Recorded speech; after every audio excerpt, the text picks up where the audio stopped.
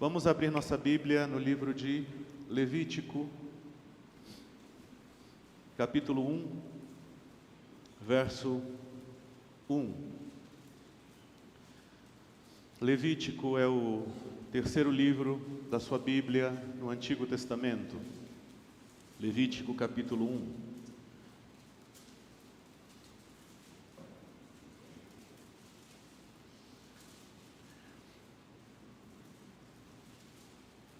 Antes de ler o texto, gostaria de dizer aos irmãos que, se o Senhor permitir, nós tomaremos algumas semanas visitando esse livro tão precioso chamado Levítico.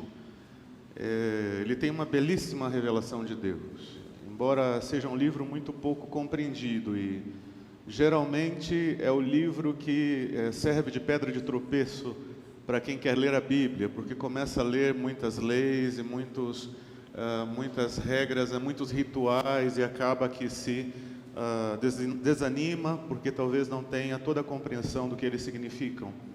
Mas Levítico é um livro maravilhoso e, se o Senhor permitir, nas próximas semanas não vou fazer estudo exaustivo, mas pretendo no Senhor estar tratando de temas dentro do livro de Levítico por algumas semanas. E hoje os irmãos verão porque isso é necessário, tão importante. Vamos ler o verso 1 do capítulo 1 e hoje à noite faremos uma introdução ao livro de Levítico e já a partir das próximas semanas estaremos falando um pouco mais sobre a revelação que há nele. Está escrito no verso 1 do capítulo 1: chamou o Senhor a Moisés e da tenda da congregação lhe disse: fala aos filhos de Israel e dize-lhes. Vamos orar ao Senhor. Obrigado, Pai, por mais essa oportunidade de juntos estarmos diante de Ti. Obrigado por permitir-nos conhecer-Te, por nos trazer a Tua presença. Ensina-nos, Senhor, por meio da Tua palavra, o que é de fato ser igreja, o que é de fato ser sacerdote do Deus Altíssimo, o que é viver para Ti. Ajuda-nos, Senhor, como diz o cântico, a ser-Te fiel.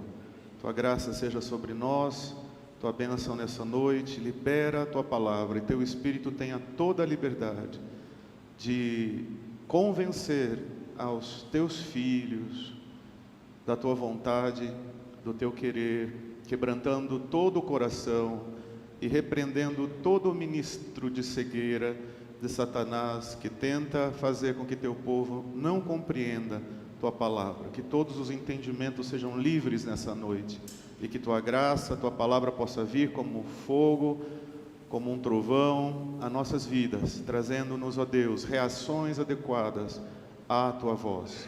Tua graça sobre nós te pedimos em nome de Jesus. Amém. Amém. Vamos então falar um pouco sobre esse livro Levítico. Talvez muitos de nós não tenhamos a noção adequada do porquê ele se chama assim.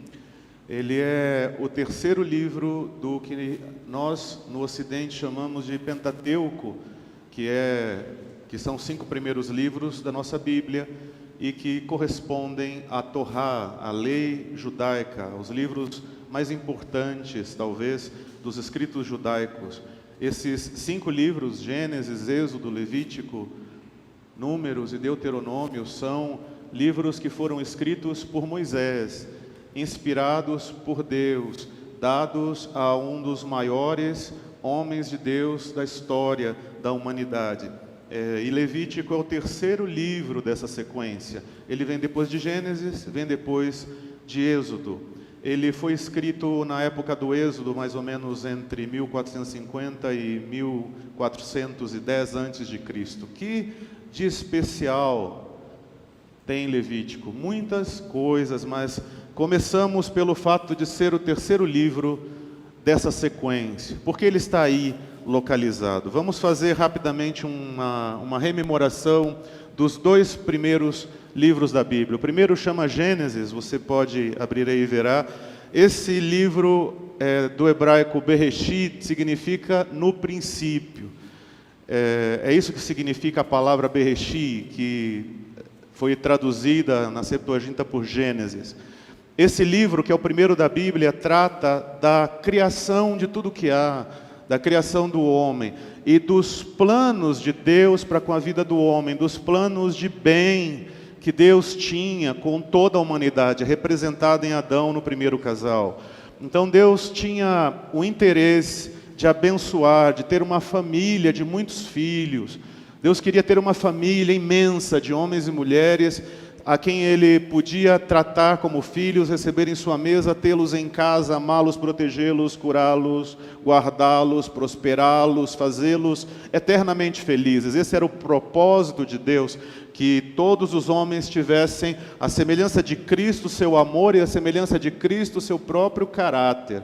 Nós sabemos que o pecado interrompeu esse propósito temporariamente. O pecado destruiu esse propósito, tornando o homem em algo completamente diferente de Cristo. Quando Satanás conseguiu convencer o homem de que o plano de Satanás para ele era melhor que o plano de Deus, e o homem aceitou esse propósito, esse projeto, então toda a humanidade a partir de Adão não se tornou mais à semelhança de Cristo, mas tornou-se imitação do diabo. Ou seja, a humanidade hoje não tem a cara de Deus, ela tem a cara do diabo.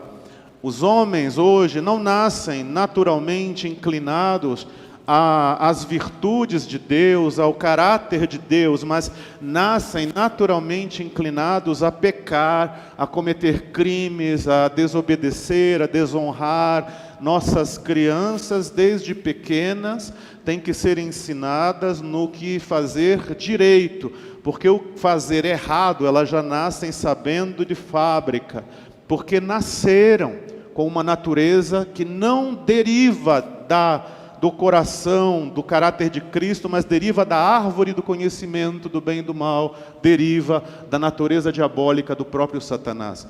Então a humanidade em Gênesis foi desvirtuada, e o livro de Gênesis acaba com o relato de um homem num caixão no Egito. Você pode olhar o último versículo, você vê que sepultaram a José num caixão no Egito. Então Gênesis começa com um plano maravilhoso, um projeto maravilhoso, uma criação maravilhosa, mas termina com uma notícia muito triste, que aquela criação, que aquele homem amado por Deus, acabou a primeira etapa de sua história enterrado, morto no Egito, que simboliza esse mundo no qual nós vivemos. Ou seja, a humanidade que começou com um projeto de alegria e paz, terminou, pelo menos nessa primeira parte da história do Pentateuco, morta e enterrada, inútil para Deus no Egito.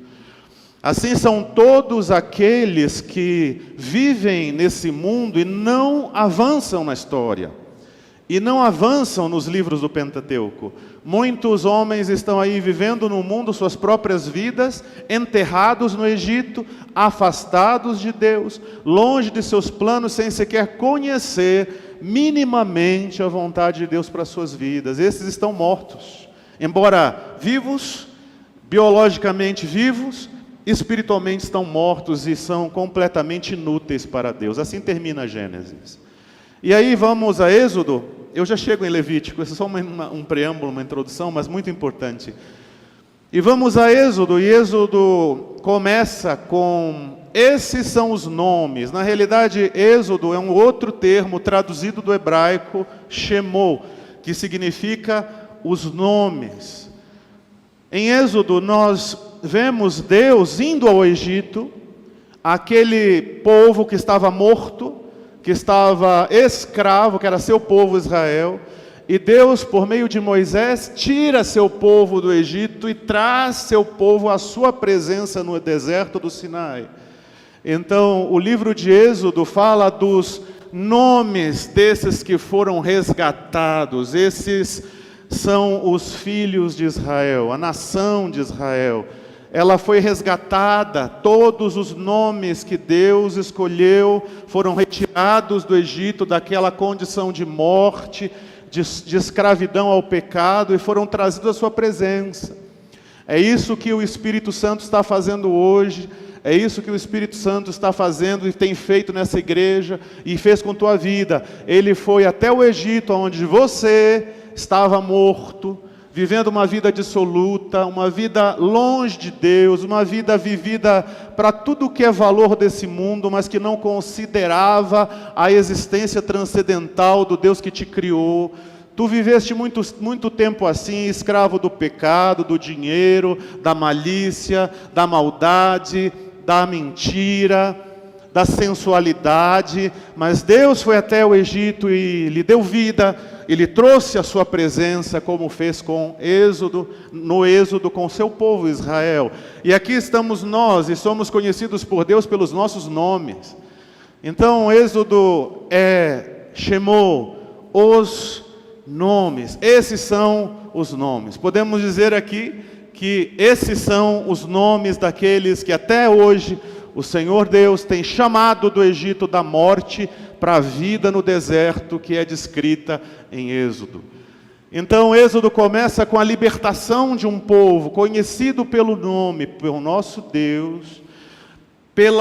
Ele é permeado pelo começar da caminhada desse povo no deserto com Deus, pela doação da parte de Deus de seus estatutos a um povo que já havia sido libertado.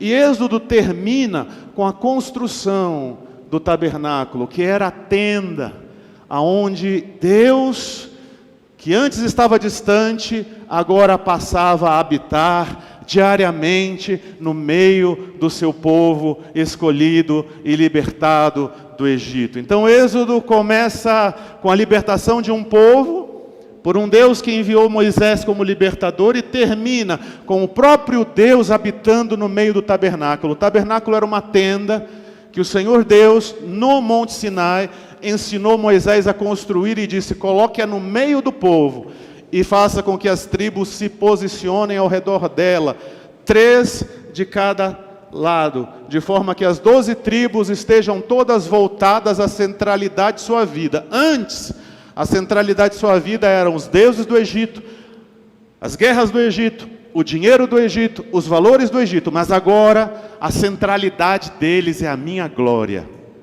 é a minha presença. Esse povo vai viver a meu redor, esse povo vai viver comigo no centro de sua vida. Toda vez que sair de sua tenda, a primeira coisa que vai olhar é a nuvem da minha glória de dia, ou a coluna de fogo da minha presença à noite. Então é a primeira visão que eles terão quando acordarem durante o dia, e a última coisa que verão antes de adormecer à noite: minha presença no meio deles. Isso é Êxodo, isso são os nomes.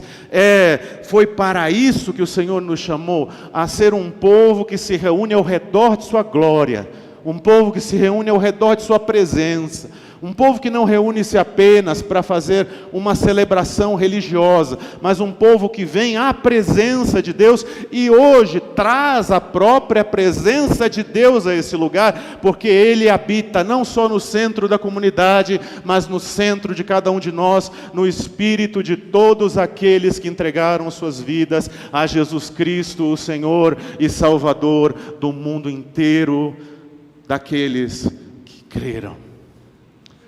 Então Ele está aqui, e sua glória sempre está aqui. A partir do final de Êxodo, todos os dias começavam com a glória de Deus sobre o tabernáculo na forma de nuvem, e todas as noites começavam com o fogo de Deus no meio da tenda, iluminando e aquecendo todo o acampamento. Dia após dia, ano após ano, Deus nunca mais deixaria seu povo. E então o Êxodo termina com a construção da tenda e a glória de Deus no meio do povo. E agora que falta? Falta quem cuide da tenda. Falta quem cuide das coisas de Deus. Falta quem viva cuidando e servindo aquele lugar tão glorioso que é a tenda do tabernáculo, que fica no centro do povo. E aí é que vemos os levitas. Por isso ele é o terceiro livro. No Êxodo, Deus, ainda voltando um pouquinho, Deus havia dito a seu povo: todos serão sacerdotes. O plano de Deus era que todos os israelitas trabalhassem e vivessem e pudessem estar em contato íntimo com Ele na tenda do tabernáculo. Era esse o propósito de Deus, que fossem todos. Ele disse: vós me sereis nação de sacerdotes. Ou seja, vocês todos trabalharão no templo, na tenda, todos terão acesso à minha presença, à minha glória, todos, sem limitação. Mas Moisés subiu a receber os planos de Deus e ficou 40 dias no Monte Sinai recebendo a revelação de Deus de como construir o templo, como construir o tabernáculo. E nesses 40 dias o povo todo se prostituiu, trazendo à existência aquilo que estava em seu coração. Eles voltaram ao Egito em seus corações e fizeram um culto na base do Monte Sinai, diante de Deus, dos olhos de Deus, enquanto Moisés estava recebendo a revelação de como seria a vida de glória, de sacerdócio, a vida santa, a vida gloriosa e abençoada daquele povo. Eles estavam ocupados em cultuar a um deus demônio em forma de bezerro de ouro, e fizeram um culto ao bezerro de ouro, enquanto Deus estava dando a Moisés suas direções a seu povo. Moisés desceu e viu aquilo, todos sabemos a história. Deus trouxe grande juízo sobre o povo, e o Senhor Deus disse a Moisés: diga a cada um que se consagre hoje ao Senhor. Isso é uma outra pregação, não cabe agora colocar esse tema, mas disse: consagre-se hoje ao Senhor, cada um tome sua espada e mate a seu vizinho, e mate a seu irmão, a sua mãe, a seu pai, a quem quer que queira continuar cultuando ao Deus de ouro. E então os levitas se levantaram com a espada. Os levitas tomaram rapidamente a espada. E os levitas destruíram os idólatras por zelo por causa do Senhor. Se arrependeram. Somente a tribo de Levi tomou parte de Deus. Deus, por misericórdia, perdoou muitos das demais tribos, mas chamou Moisés e disse: por causa disso, só a tribo de Levi vai servir no santuário. Por causa disso, nenhuma das outras 11 tribos vai servir no santuário. E então escreve, Moisés, como se portar no santuário. Escreve o livro de Levítico. Levítico é o manual do sacerdote. É o manual de como dar glória a Deus, de como cultuar a Deus, de como ser um sacerdote para o Deus único e verdadeiro. Isso é Levítico. Deus escolheu a tribo de Levi, e dentre a tribo de Levi escolheu Arão, irmão de Moisés, para ser aquele que entraria na presença de Deus. Nem todos os levitas entravam na presença de Deus.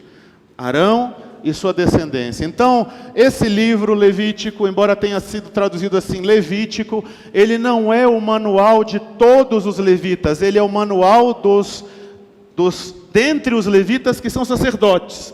Ele é o manual do sacerdócio, ele é o manual de como proceder na presença de Deus.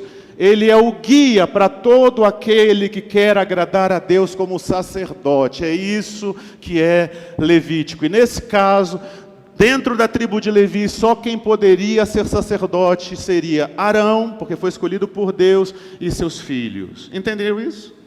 Então, Levítico trata disso. É o terceiro livro por causa disso. Então, outro momento falamos sobre Números e Deuteronômio. Vamos seguir com Levítico. Até aqui tudo bem? Aleluia. Ele foi chamado assim Levítico por causa da Vulgata e da Septuaginta, que traduziu assim. Mas o nome hebraico Vaikra significa chamou. É isso. Foi chamado Levítico pela Septuaginta, mas Vaikra significa chamou. Deus chamou. Então, Bereshit, no princípio.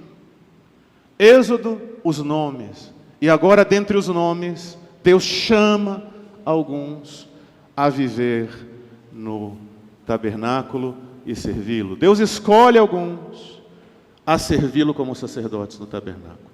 Até aqui tudo bem? Aleluia. Vamos seguir então o ensino. Que tem a ver, Levítico, com nossa vida de igreja no Novo Testamento. Vamos abrir 1 Pedro capítulo 2, verso 9. Vós, vamos ler aqui, está projetado. Vós, porém, sois raça eleita. Que são vocês? Sacerdócio real, nação santa, povo de propriedade exclusiva de Deus, a fim de proclamardes as virtudes daquele que vos chamou das trevas do Egito para a sua maravilhosa luz. Que somos nós? Que somos nós, igreja, que somos aqueles que creem no Senhor Jesus. Que é a igreja? A igreja é isso. Pedro está dizendo, nós somos uma raça eleita, chamada por Deus, escolhida por Deus, para servir-lhe como sacerdotes do rei. Isso é a igreja. Portanto, se cada cristão foi chamado a ser sacerdote, nós devemos saber como um sacerdote se porta. E Levítico é o manual do sacerdócio. Levítico é o livro do sacerdote, é o manual do culto a Deus. É o manual de como servir a Deus de forma agradável a Ele. É como ser sacerdote de maneira adequada e de maneira a atrair sua atenção, seu favor. Como proceder na vida diária, querido, nós todos somos sacerdotes do Deus Altíssimo, todo cristão é um sacerdote. Naquele tempo, só Arão e seus filhos entravam no Santíssimo Lugar, uma vez por ano. Só Arão e seus descendentes podiam ter contato com a glória de Deus na tenda do tabernáculo, manejando os itens, os utensílios do santo lugar. Mas hoje, nós todos, por causa do que Jesus fez por nós, pelo sacrifício que Ele fez pela nossa vida, nós todos podemos entrar na presença de Deus, e o fazemos. Ele vem até nós, nós entramos na presença de Deus pelo sangue de Jesus. Moisés, Arão e os descendentes de Arão iam ter contato íntimo com Deus, eram transformados na sua presença e vinham ao povo a dizer-lhes, a compartilhar com eles aquilo que tinham recebido lá dentro. Mas no Novo Testamento nos faculta a capacidade, pela graça do sangue de Jesus, a nós todos entrarmos na presença de Deus a hora que quisermos, e só não entramos na presença de Deus quando não queremos, quando não desejamos, ou quando não o amamos, e vivemos como egípcios sem nunca considerar estar na sua presença.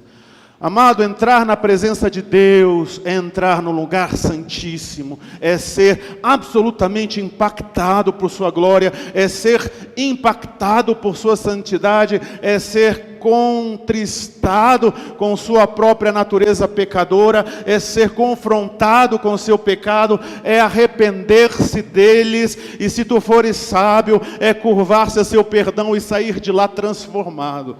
É isso que é entrar na presença de Deus. Ninguém entra na presença de Deus e volta igual. Ninguém entra na presença da glória do Senhor e volta o mesmo. Todos os que entram na presença de Deus voltam diferentes, voltam transformados, voltam com o rosto brilhando, porque estiveram diante do Criador de tudo. Se nós não andamos com o rosto brilhando, se nossa vida não está sendo transformada, se nós não temos experiência nenhuma com Deus, ou pior, se nós não desejamos, não temos a menor atração por ter experiências com Deus, então significa que nós ainda estamos num caixão no Egito. Ainda somos mortos, ainda estamos mortos em delitos e pecados, e não importa que religião tu tenhas, a religião não te traz a presença de Deus. A religião só ilude tua vida.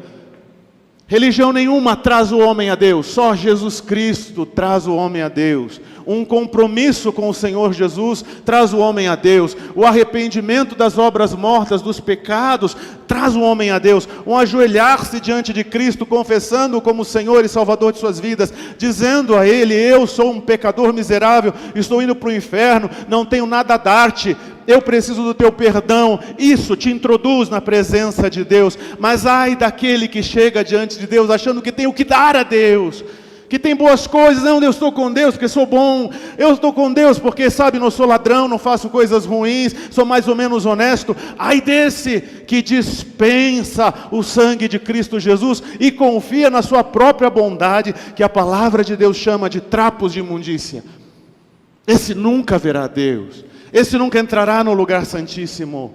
O lugar santíssimo é o lugar dos arrependidos, é o lugar dos quebrantados, é o lugar dos pecadores, é o lugar dos doentes, é o lugar daqueles que sabem que não merecem nada, mas que desejam de todo o seu coração entrar na presença de Deus, ser sacerdote do Deus Altíssimo, ser sacerdócio do Rei, ser servos do Rei. Não viver numa casa e Deus na outra, não, morar na casa do Senhor, habitar na casa do Senhor.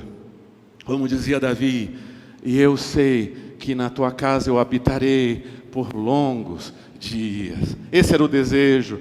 Melhor é um dia nos teus átrios, dizia o salmista, do que 1000 em qualquer outro lugar. Ah, meu coração anela pela casa do Senhor. Alegrei-me quando disseram-me, vamos à casa do Senhor. Essa é a vida do sacerdote. Estou começando a introduzir o assunto ainda. O sacerdote ama o lugar da presença de Deus. O sacerdote ama a glória de Deus. Uma das formas mais fáceis de você identificar alguém que não conhece a Deus é simples. Pergunte-lhe quanto prazer ele tem de estar diante de Deus. É fácil. Pergunte-lhe quanto prazer ele tem de estar no estádio, na balada, no cinema, me ajude aí, na sorveteria, na praia, no turismo. Eu amo a praia, eu amo sorvete, eu amo calda de... O que você fez hoje, irmão? Sorvete com calda de banana gostosa, gosto de tudo isso, que prazer, que alegria, goiabada com creme de leite. Irmão, hoje teremos um culto. Culto, que hora começa? Às 7, acaba que horas? Olha, lá naquela igreja é meio complicado, porque eles costumam demorar. Pregação às vezes demora um pouco. Demorado, é? Não sei se vou. Vamos ao culto? Não, culto. Não sei, tem aniversário, tenho isso, tenho aquilo, estou cansado. É só perguntar quanto prazer tal homem tem na presença de Deus. Tu saberás se é sacerdote ou se não é. E queria dizer-lhe que no céu só haverá sacerdotes. Não haverá no céu outro tipo de homem que não aqueles que foram sacerdócio real, nação santa e povo de propriedade exclusiva de Deus. Foi por isso que Jesus morreu.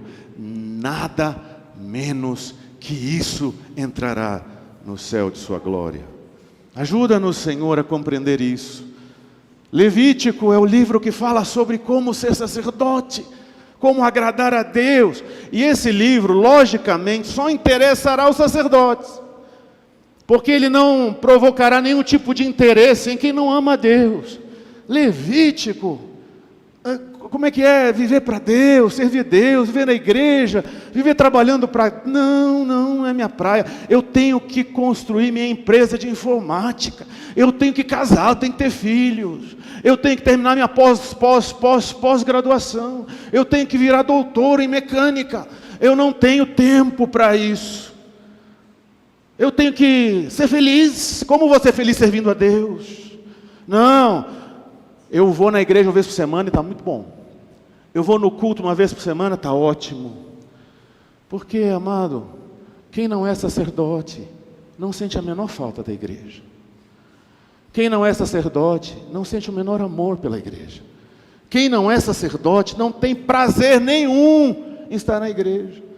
E às vezes confunde as coisas, porque muitas pessoas vêm à igreja não porque amam a Deus, mas vêm à igreja porque gostam da música. Outro dia, estou secando a garganta muito, tomando água que nem um rato no deserto. Eu espero que tenham trocado. Sempre vou na fé que trocaram. às vezes, né, sempre olho ver se não tem alguma coisinha nadando na superfície, mas discipulado não é fácil. E aí, falava que conversava com certas pessoas, não, sobre o amor que essas pessoas têm pelas coisas de Deus. O Senhor nos ajude, amados. Nós precisamos discernir isso. As pessoas vêm à igreja por todo tipo de motivo. Vou para a igreja por causa da música. Ou vou para a igreja porque eu lá tenho muito amigo, tenho muitos jovens. Semana que passou, 3, 4 semanas atrás, veio aqui uma senhora de outro lugar, de outra igreja, e disse: legal a igreja de vocês, mas a nossa igreja é muito mais avivada. Os cânticos de vocês são meio parados, né? Meio assim. Nós lá somos mais avivados, eu gosto mais de lá. Tá bom, ok, Deus abençoe, sua opinião, ok. Mas nós não podemos ir à igreja por causa do cântico.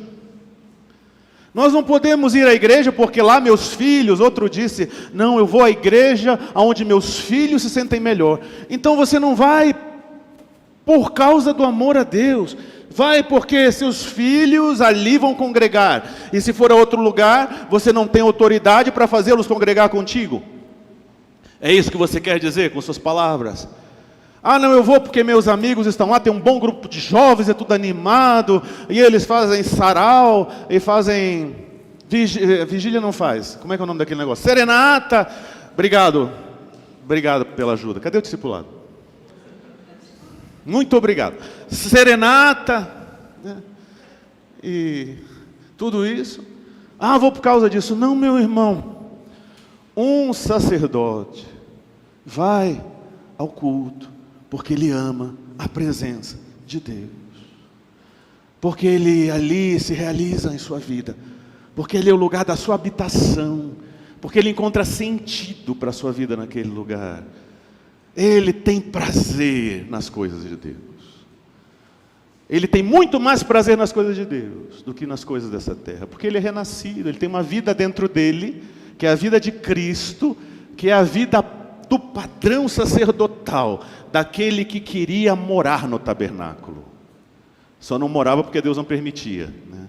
Mas queria morar no tabernáculo.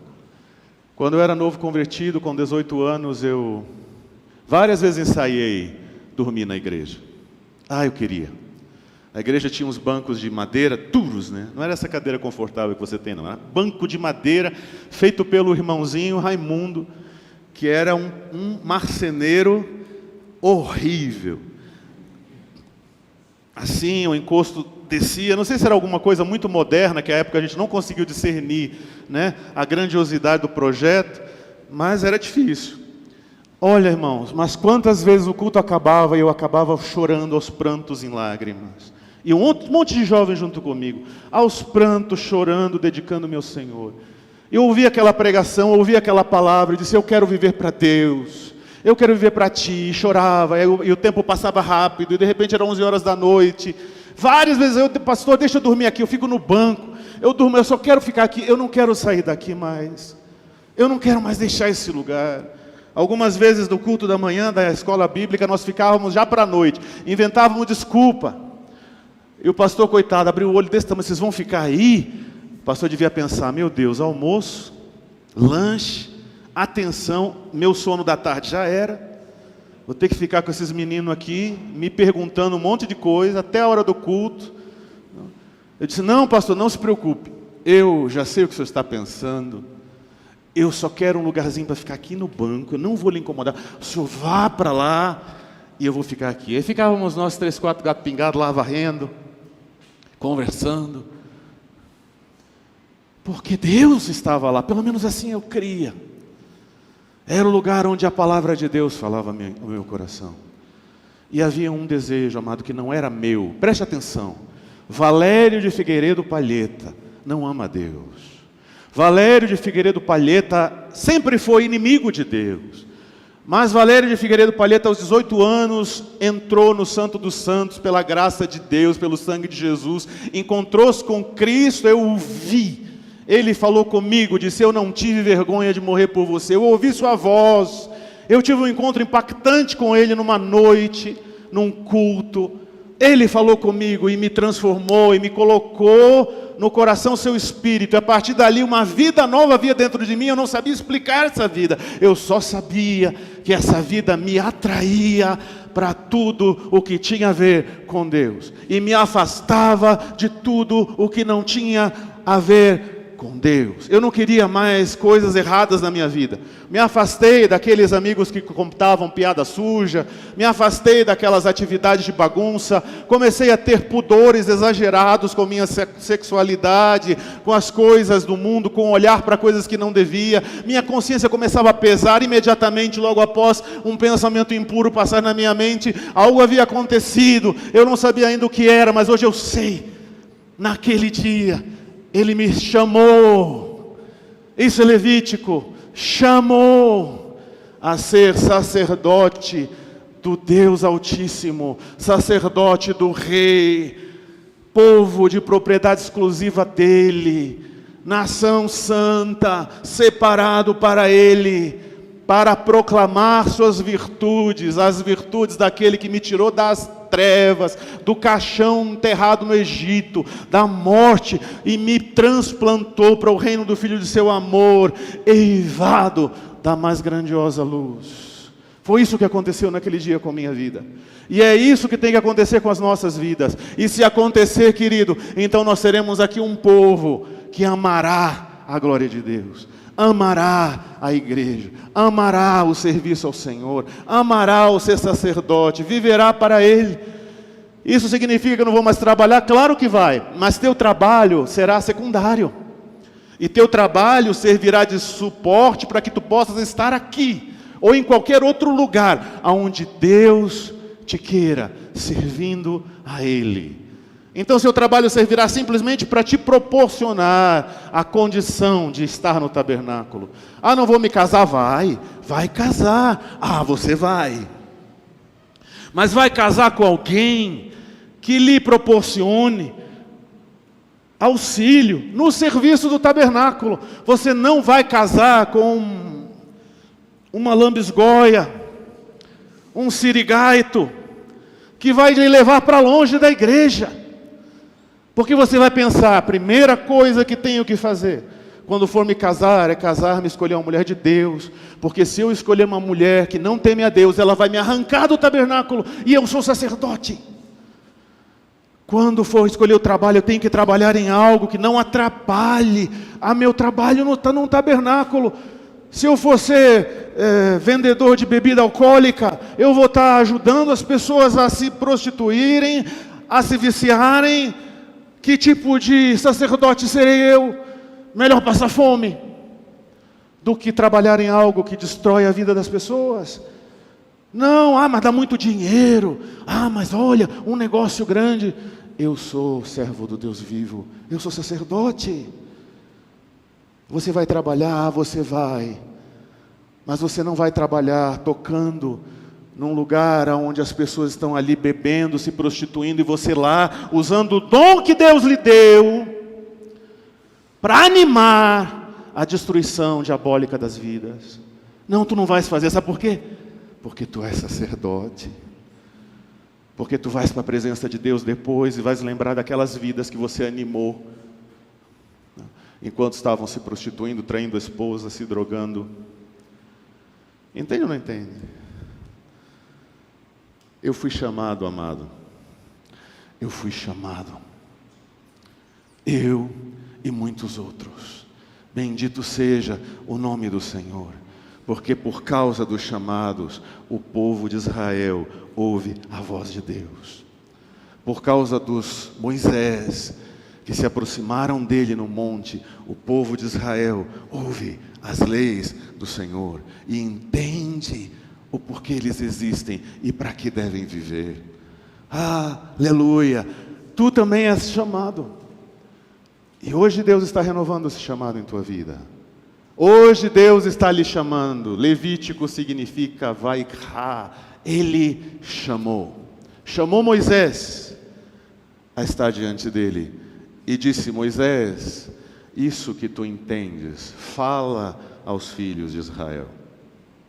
Essa introdução de Levítico. Ajuda-nos, Senhor, Levítico é o manual de como ser sacerdote de Deus.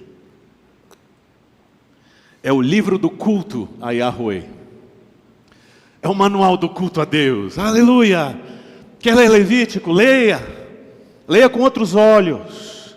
Leia sabendo que se escondem aqui dezenas e milhares de simbolismos gloriosos para nos ensinar a agradar ao Senhor. É o livro do culto a Yahweh. Coloque Levítico 26, 11 a 13, por favor. Levítico capítulo 26, 11 a 13.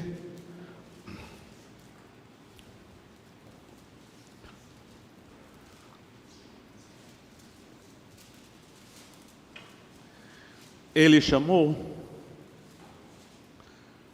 Bom, já que não temos, porei o meu tabernáculo no meio de vós, e a minha alma não vos aborrecerá. Ouça. Porei o meu tabernáculo no meio de vós, e a minha alma não vos aborrecerá. Próximo. Andarei entre vós, e serei vosso Deus, e vós sereis o meu povo. Eu sou o Senhor vosso Deus, que vos tirei da terra do Egito, para que não fosseis seus escravos. Quebrei os timões do vosso jugo, e vos fiz andar eretos. Sabe o que significa Levítico? É uma mensagem de Deus. Eu sou o Senhor, eu sou o Deus que lhe tirei da miséria do teu espírito, e lhe trouxe a um lugar onde tu podes comer pão em abundância. E não estou falando de pão físico, eu estou falando do pão da palavra de Deus. Eu te trouxe ao lugar onde meu espírito troveja. Eu te chamei a conhecer minha glória. Eu sou o Senhor vosso Deus. Eu vos tirei da terra do Egito, para que vocês não fossem mais escravos de lá, para que não vivessem mais escravizados por esse mundo, mas para que vivessem uma vida de sacerdote, de servos do Deus Altíssimo.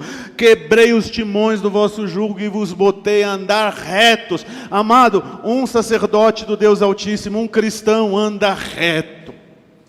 Ele não tem o que temer, ele é honesto, ele é correto, ele não deve nada a ninguém que não o amor.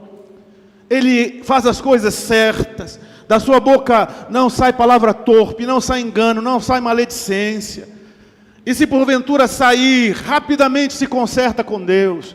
Eu não estou falando de perfeição humana, eu estou falando de uma vida cheia do Espírito Santo. Eu estou falando de um homem e uma mulher que se dispõe a ser transformado e cheio pelo Espírito. Um cristão anda alto, anda altivo, deita a cabeça no travesseiro e dorme, porque ele tem perfeita paz. Ele não tem o coração na bolsa de valores, está nem aí, nem sabe o que é isso. Ele não está preocupado com os bens que tem ou deixa de ter. Ele não está preocupado se está doente ou não está doente. Ele só tem uma preocupação em sua vida, que é como está a sua relação com Deus, e o que Deus pensa a seu respeito, e como anda o serviço que ele tem prestado a Deus. Levítico é o manual do culto a Yahweh. É o manual do culto a Deus. 27 capítulos e 859 versículos de um manual de como servir a Deus como sacerdote, como proceder adequadamente diante do Deus Altíssimo, como ser igreja. Aleluia. É isso que é Levítico. Vamos ler o versículo 1 de novo? Chamou o Senhor a Moisés, e da tenda da congregação lhe disse: fala aos filhos de Israel. Vamos ler de novo? Chamou o Senhor a Moisés. Ele chamou seus servos, ele chamou seu sacerdote, e do meio da tenda, ele te quer na tenda. Ele te quer na tenda, próximo a Ele. Deixa aí por favor o versículo. Deus não lhe quer longe. Lembra da semana passada quando falamos de Jesus no capítulo 5 de Mateus, quando Ele chamou, uma multidão veio seguindo, Ele foi a um lugar mais elevado e se assentou. que diz a palavra que seus discípulos se aproximaram dele. A multidão não, mas os discípulos se aproximaram dele. Porque os discípulos foram esses a quem ele chamou, eles seriam os novos Moisés. E um Moisés entende que seu lugar é perto de Deus. Se você é um Moisés, tu entenderá que o lugar adequado para a tua vida é na presença de Deus. É por isso que eu disse, eu sei que essa semana nós teremos gente orando aqui. Porque muitos Moisés entenderão que o lugar deles é na presença de Deus, é ajoelhados, custe o que custar. Custe o sono, custe o descanso, custe a saúde, custe o que for, meu lugar. Se sou Moisés, se sou discípulo de Cristo, é próximo dele. Deixa para a multidão a distância. Amado, uma das maiores desgraças que Satanás fez com a igreja evangélica, não estou falando da igreja do Senhor, porque essa nunca foi afetada por isso. A igreja verdadeira nunca foi afetada por isso. A igreja verdadeira sempre está próxima de Cristo. A igreja verdadeira sempre está na presença de Deus. Alguém disse, a igreja está enfraquecendo. A igreja de Deus nunca enfraqueceu. Diz a palavra do Senhor, é a minha igreja e as portas do inferno nunca prevalecerão contra ela. Ela nunca será fraca, ela nunca será vulnerável, ela nunca cederá. O inferno pode bater quantas vezes quiser, não entrará. O inferno avança em cima de quem não é igreja. Podemos nos chamar igreja evangélica, é outra situação.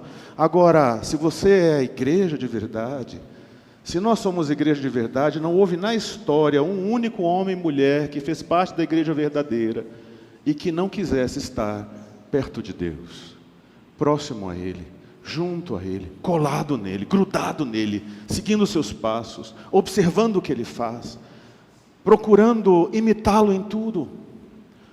Os discípulos andavam colados com Cristo, observando Ele, interessados no que Ele fazia, no que vivia.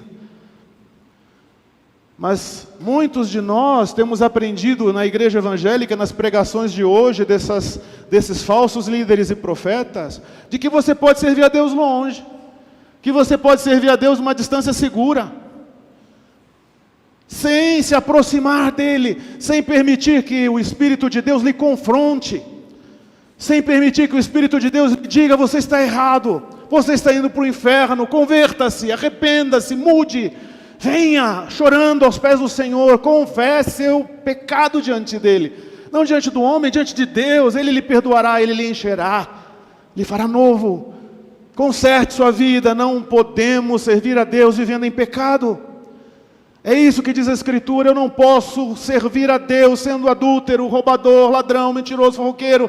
Eu preciso arrepender-me, ou estou enganando a mim mesmo? Quando você vier à presença de Deus, a presença de Deus lhe dirá tudo isso. E os homens não querem ouvir isso, eles querem sair da igreja em paz. Não com Deus, consigo. Eles querem sair da igreja tranquilos. Eu fui ali, ouvi uma palavra tão tremenda. Ele disse, o pastor falou que amanhã minha empresa vai bombar, que amanhã a promessa vai vir, que amanhã vou ser curado, que amanhã tudo vai dar certo, que aquela moça que eu estou orando, ela vai ser minha esposa, que aquele lá, eu estou bem. Mas não é isso que acontece quando nós vamos à presença de Deus. Quando nós vamos à presença de Deus, os segredos do nosso coração são revelados. Deus fala, e você ouve sua voz. E se você é sacerdote, você chora, alegre, satisfeito, porque Deus, o glorioso Deus, decidiu falar com você. Te amou o suficiente para te dizer, tu és meu filho, eu quero corrigir tua vida. Eu te quero perto de mim. E veja, toda a transformação que Deus operar em tua vida será para teu bem e para tua bênção eterna. Tudo te irá bem. Submeta-se ao Senhor, aproxime-se de Deus, deixe que a palavra de Deus transforme sua vida. Não venha cheio de defesas, armas, escudos, poréns. com isso concordo, com aquilo não concordo. Essa é a postura da multidão que quer ficar distante de Cristo. Nenhum membro da igreja do Senhor em toda a história serviu a Jesus de longe. Quer escrever? Escreva. Nenhum membro da igreja do Senhor jamais seguiu a Jesus de longe. Todos eles o seguiam de perto, porque a vida do sacerdote é estar na presença de seu Deus para sempre. Ali é o lugar do seu prazer, da sua alegria, da sua paz. Entende ou não? Hoje nós temos discipulado, e eu fico feliz com aqueles meninos que desejam estar conosco, manifestam um desejo incrível de estar conosco, que eu tenho que... Não, irmão, hoje não, à noite. Aí sai à noite, de manhã cedo, pastor, posso ir em sua casa? Irmão, amanhã. Aí à noite, pastor, amanhã posso ir? Então nós vemos que alguns querem estar perto, porque é natural, e outros não fazem questão. E tampouco eu vou atrás, eu não vou lhe buscar. Você é discípulo de Cristo, não é meu. Eu sou um instrumento de Deus. Eu sou o que há. Sou o que sobrou para os irmãos. Certamente há milhares de outros melhores, mas aprove a Deus que fosse eu aquele que pudesse ser alguma referência de Deus, de Jesus aos irmãos. Não é meu papel fazer isso, o meu papel é seguir o Mestre, esse é meu papel, eu também sou discípulo, eu preciso segui-lo. E Ele me mandou, faça discípulos, amém Senhor, o Senhor mandou, vou fazer. Mas não estou fazendo por glória pessoal, estou fazendo porque Ele disse que tenho que fazer. Porque Ele me mandou fazer. O discípulo é próximo, ele quer estar perto. Fico absolutamente triste quando não vejo esse mesmo ânimo em todos. Mas isso é algo que o próprio Deus deve corrigir e não eu. Ou talvez eu tenha errado nas minhas escolhas. Não sei. De alguma maneira Ele me fará entender. Mas queria dizer-lhe que nenhum membro da igreja do Senhor seguiu Jesus de longe. Hoje essa igreja evangélica permeada de falsos profetas e falsos pregadores te diz que tu pode ser cristão longe de Cristo, que tu pode ser cristão sem obedecer a Cristo, longe da palavra, sem obedecê-la, vivendo à la vontade, vivendo da maneira melhor que tu achas, fornicando, sendo sensual, sendo viciado, sendo avarento, sendo pornógrafo, sendo bêbado, sendo ladrão, sendo violento, sendo iracundo, sendo brigão, sendo irresponsável, sendo esperto, não, carioca, esperto, sendo impuro, sendo malicioso, não tem problema. Tem. Ele chamou a Moisés da tenda do tabernáculo para perto dele, para tratar Moisés, ensinar-lhe, colocar nele seu espírito e enviá-lo a pregar aos filhos de Israel. Eu estou terminando já. O Senhor quer te trazer a sua presença, e quando Ele te trouxer, Ele vai colocar no teu coração um desejo tão explosivo de pregar aos homens a verdade de Deus e chamá-los à sua presença, que tu não vais conseguir dormir, de angustiado, porque teu pai ainda não se converteu, teu irmão, teu colega de trabalho, teu filho, porque tu estás na presença de Deus. Ele nos traz a sua presença não para que nós fiquemos lá engordando, não, a sua presença é para que Ele nos envie a pregar. É isso que diz aqui. Chamou o Senhor a Moisés na tenda e disse: vai falar, vai aos filhos de Israel, vai comunicar a eles o que é a vida de um sacerdote. Ajuda-nos, Senhor. Yahweh chamou Há um monte de princípios aqui, há outros, do tipo, Deus é quem chama. Isso é tão lindo, né? Chamou o Senhor. Então, querido, entenda, nenhum de nós aceitou Jesus. Tire isso da sua cabeça. Você não aceitou Jesus, você não deu a Jesus a honra de ser seu Salvador. Isso é outra mentira. Isso é outra pregação de falso profeta. Ninguém aceita Jesus, é Ele que vem a nós e nos chama. E nos dá a honra de servir Ele no seu tabernáculo. Ele nos chamou. Ele foi até a tua vida. Ele disse, mandei meu filho morrer em teu lugar e pagar o preço do teu pecado. E Ele veio a nos ordenar que sejamos salvos. Seja salvo, tome posse da salvação, venha trabalhar na minha lavoura, venha ser sacerdote no meu reino. Eu vou te transformar, eu vou trocar tuas vestes, eu vou te fazer vestir de sacerdote, vou te ensinar o ofício e tu viverás para mim. Eu serei teu provedor, teu protetor e nunca nada te faltará. É isso que Ele faz com os homens. Ninguém, vou ver, vou pensar, nessa igreja nós não faremos apelos. Nessa igreja eu não ficarei implorando que você sirva a Deus, ou que sirva como discípulo, ou que seja um bom presbítero, um bom diácono. Eu não farei isso. Eu procurarei ser o melhor pastor que eu puder, porque foi isso que Ele me disse para fazer. Eu lhes direi a verdade. Eu lhes falarei da palavra de Deus, lhes ensinarei seus princípios e lhes mostrarei o caminho. Sigam ao Senhor aqueles que quiserem. Se Baal é Deus, vão servir Baal. Mas se o Senhor é Deus, sirvamos-nos todos como sacerdotes do Deus Altíssimo. Eu e minha casa serviremos ao Senhor. Eu e minha esposa serviremos ao Senhor. Meus filhos servirão ao Senhor. Nossa vida servirá ao Senhor. Nós moraremos na tenda da congregação e ali viveremos até o último dia da nossa vida, vivendo para nosso bom Deus, que tudo nos deu, que nos salvou, nos encheu de seu Espírito e nos tirou da morte do caixão do Egito. É isso que eu quero fazer. É isso que eu vou fazer. E eu espero que muitos queiram fazer o mesmo, porque disso depende a salvação da tua alma. Uma vez salvo, salvo para sempre. Levantei a mão uma vez e disse que já aceitei Jesus e agora estou no céu. Não está.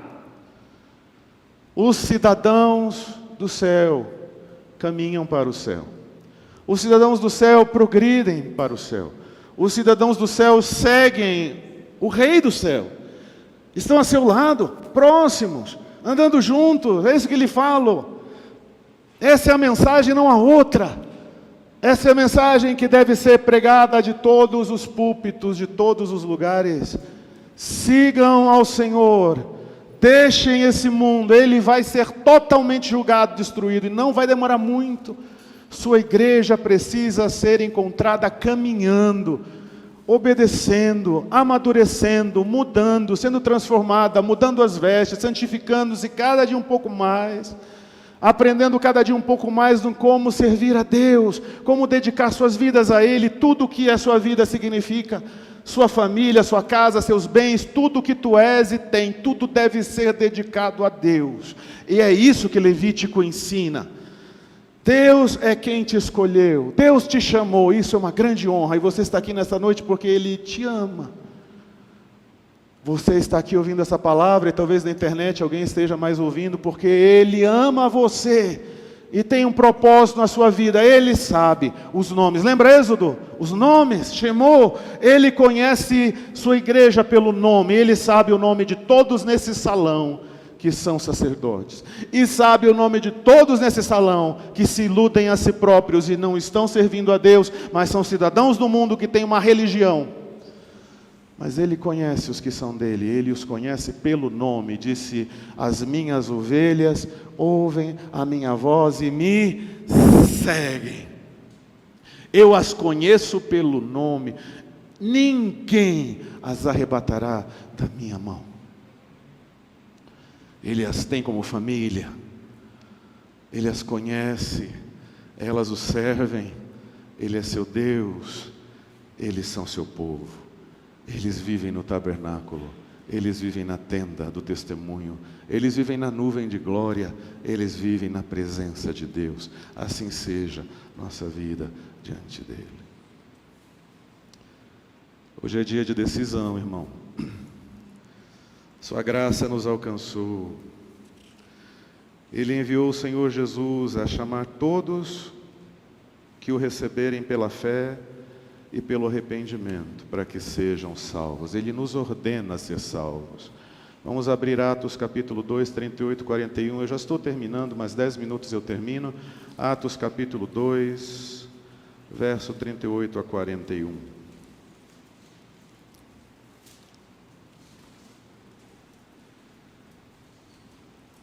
Respondeu-lhes Pedro, ouça com atenção, arrependei-vos.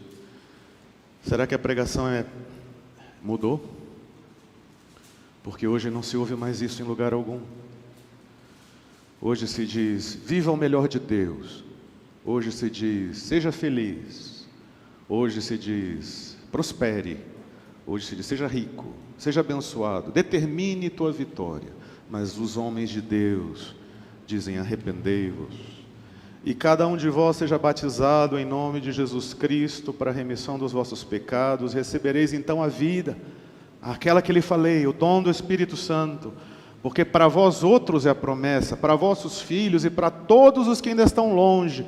Isso é para todos quantos o Senhor nosso Deus, que significa Levítico, chamou. Vai cá, chamou. Para todos quantos o Senhor Deus chamar a viver Levítico. Com muitas outras palavras, deu testemunho e os exortava, dizendo, salvai-vos, é ordem, salvai-vos dessa geração perversa. É ordem de Deus. Ele não lhe pediria nada que você não possa fazer, ele lhe dispôs a salvação, salve-se. Arrependa-se, como diz o texto, entregue-se ao Senhor, confie nele, passe a servi-lo, passe a se interessar pelo manual do sacerdócio, que além de Levítico tem todos esses outros livros em como agradar e servir a Deus. Tem uma vida digna diante dele e tu serás salvo dessa geração perversa. Então os que lhe aceitaram a palavra foram batizados, havendo um acréscimo naquele dia de quase 3.000 pessoas. Muitos se foram. Ajuda-nos, Senhor, nós temos ordens a ser salvos, nós devemos nos salvar. E faça isso hoje. Acerte com Deus hoje, entre no tabernáculo hoje, dedique-se ao Senhor hoje, porque amanhã você não sabe se estará vivo. E se alguém não estiver no céu naquele dia, ou for ao inferno se morrer, saiba, o único culpado por isso ter acontecido é você. Porque a nós todos nos foi dado porta para a salvação. Sacrifício perfeito foi realizado, somos indesculpáveis. Yahweh chamou. Levítico chamou. Ele lhe chamou. Ele está lhe chamando. Ele tem enviado seus profetas a todas as nações para chamar. A palavra de arrependimento está sendo pregada e muitos têm perdido suas vidas por amor a ela. Em Jeremias 7, 25 a 28, ele diz, desde o dia em que vossos pais saíram da terra do Egito até hoje, enviei-vos todos os meus servos, os profetas, todos os dias, começando de madrugada, eu os enviei, mas não me destes ouvidos, nem me atendestes, endurecestes a cerviz e fizeste pior que vossos pais. Olhe, Deus está dizendo, eu mandei meus servos desde cedo, de madrugada começavam a ensinar. Há quantos anos estamos ouvindo a palavra de Deus? Há quantos anos? E eu não estou falando de mim. Vocês ouviram a palavra de Deus por meio de outros servos de Deus? Quantos aqui já ouvem a palavra de Deus de muitas fontes? Mas diz a palavra que muitos fecharam o coração, endureceram-se e fizeram pior que os pais. Bom, como lhe disse, se um dia te encontrares no inferno, saiba, e essa vai ser a pior das conclusões, tu estás lá por absoluta culpa sua.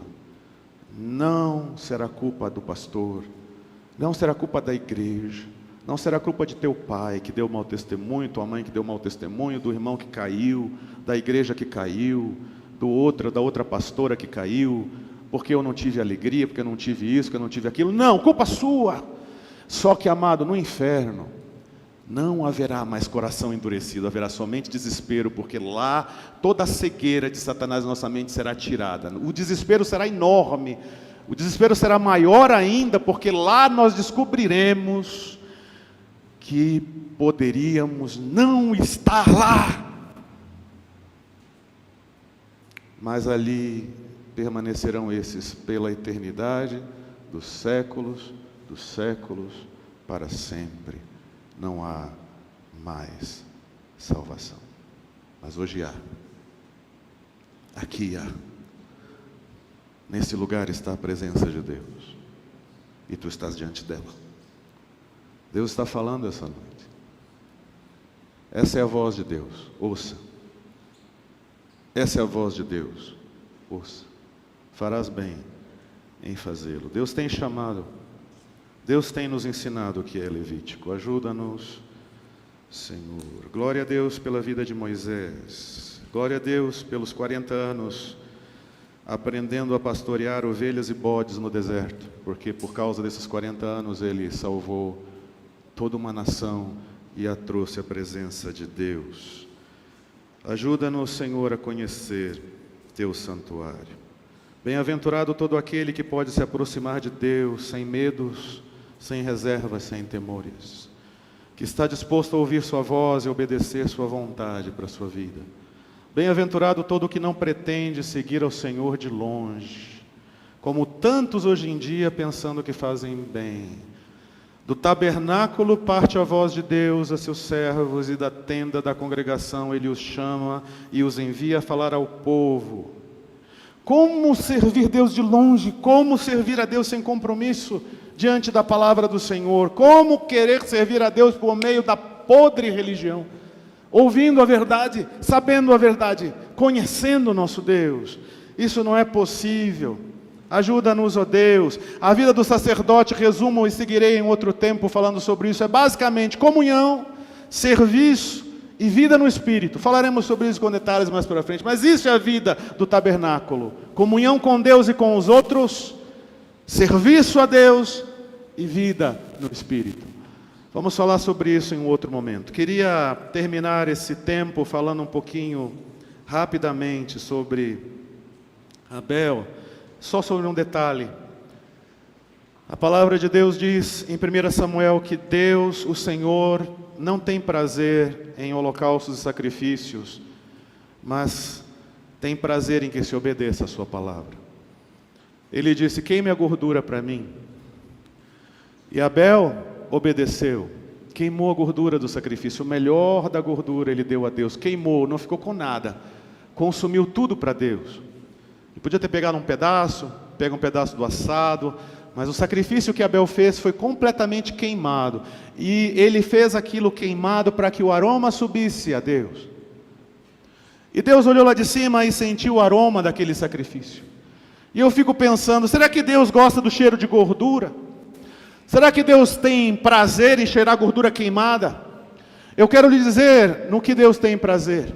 Deus tem prazer em sentir o cheiro de gordura queimada, porque isso significa que alguém lá embaixo está obedecendo sua palavra.